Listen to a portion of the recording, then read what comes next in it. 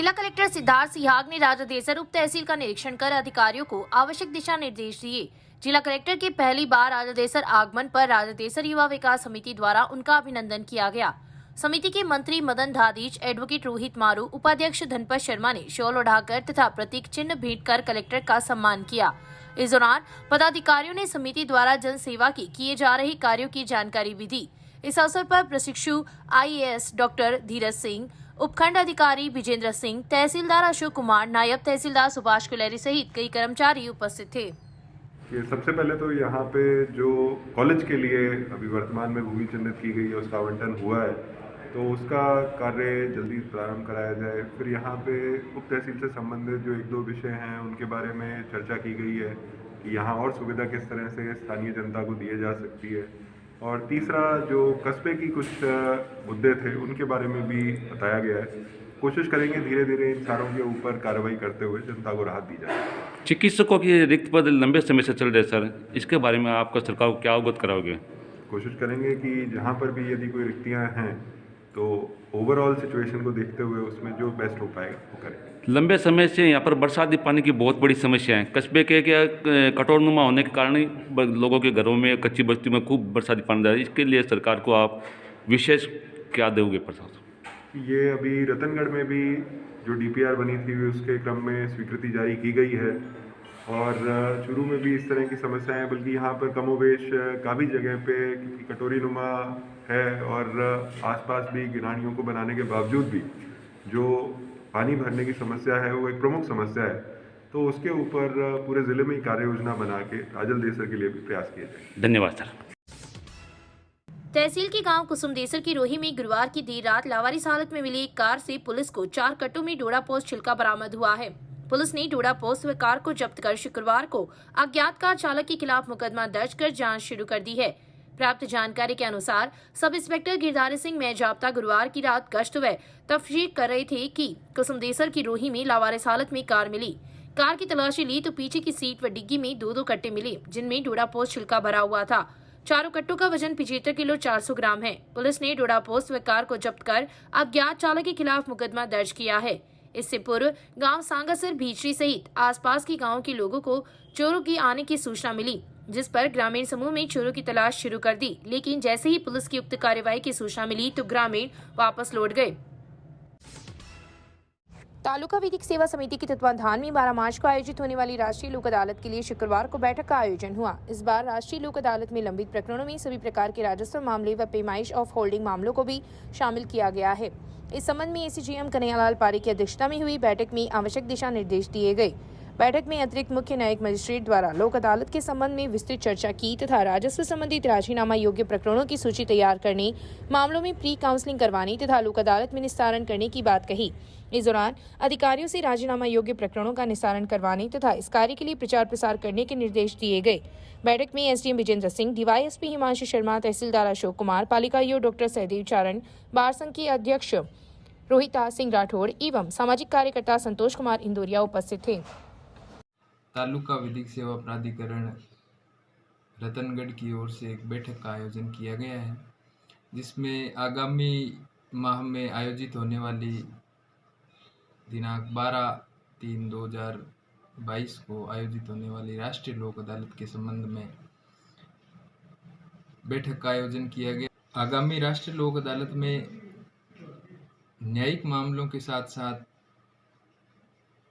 राजस्व मामलों का भी निस्तारण किए जाने का प्रस्ताव अभी राजस्थान सरकार व विधिक सेवा प्राधिकरण राजस्थान से जारी की गई गाइडलाइन के अनुसार इस बार किया जाएगा।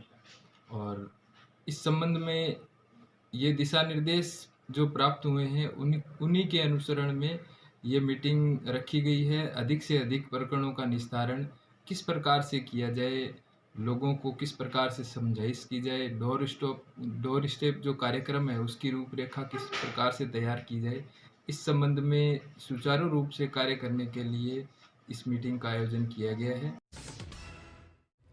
लाडू को घोड़ी पर बैठाकर एक पिता ने बेटी बचाओ बेटी पढ़ाओ अभियान को सार्थकता प्रदान की है। रतनगढ़ की वार्ड 14 निवासी बालकिशन नाई के 7 बेटियां हैं। सबसे छोटी बेटी मीनू की शुक्रवार को शादी है। शादी से पहले गुरुवार की रात पिता द्वारा बेटी को घोड़ी पर बैठाकर बंदोरी निकाली गई। चिजारों के मोहल्ले से शुरू हुई बंदोरी घंटाघर, अशोक स्तंभ होते हुए पुनः घर पर पहुंची। इस दौरान परिजन एवं मोहल्ले के लोग उपस्थित थे। रिश्ते में धर्म भाई सुशील स्वामी ने बताया कि हम सभी को मिलकर बेटियों को आगे बढ़ने में सहयोग करना चाहिए। इस तरह के आयोजन से बेटी बचाओ बेटी पढ़ाओ अभियान को सार्थकता मिलती है। मेगा हाईवे पर शुक्रवार की असुबह गांव देवीपुरा व रदासर के बीच ट्रक व पिकअप की भिड़ंत में एक व्यक्ति घायल हो गया। घायल को 108 की सहायता से राजकीय अस्पताल में भर्ती करवाया गया, जहां पर प्राथमिक उपचार के बाद उसे हायर सेंटर रेफर कर दिया। सूचना पर पुलिस मौके पर पहुंची तथा घटना की जानकारी ली। हादसे के बाद मेगा हाईवे पर आवागमन बाधित हो गया। एएसआई राजेंद्र सिंह ने बताया कि अजमेर निवासी 32 वर्षीय पिकअप चालक महेंद्र सिंह सदार शहर से रतनगढ़ की तरफ आ रहा था। वहीं ट्रक रतनगढ़ से सदार शहर की तरफ जा रहा था कि दोनों वाहनों की आमने सामने भिड़ंत हो गई। घटना में पिकअप चालक महेंद्र सिंह घायल हो गया, जिसे बीकानेर रेफर कर दिया। टक्कर इतनी भीषण थी कि पिकअप के परखच्चे उड़ गए। घटना के बाद शुक्रवार की सुबह 10 बजे तक दोनों वाहन सड़क पर खड़े रहे, जिसके कारण आवागमन भी बाधित रहा।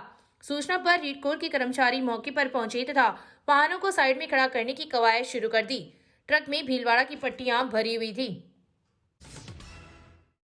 राजस्थान प्रदेश कांग्रेस कमेटी के डिजिटल सदस्यता अभियान को लेकर शुक्रवार को जिला कांग्रेस कार्यालय में बैठक का आयोजन हुआ। अभियान के बीकानेर संभाग प्रभारी रघुवीर सिंह राठौड़ ने पीसीसी चीफ गोविंद सिंह टोडासरा के निर्देशानुसार जिले की सभी पीओपी व चीफ एनरोलर की बैठक की।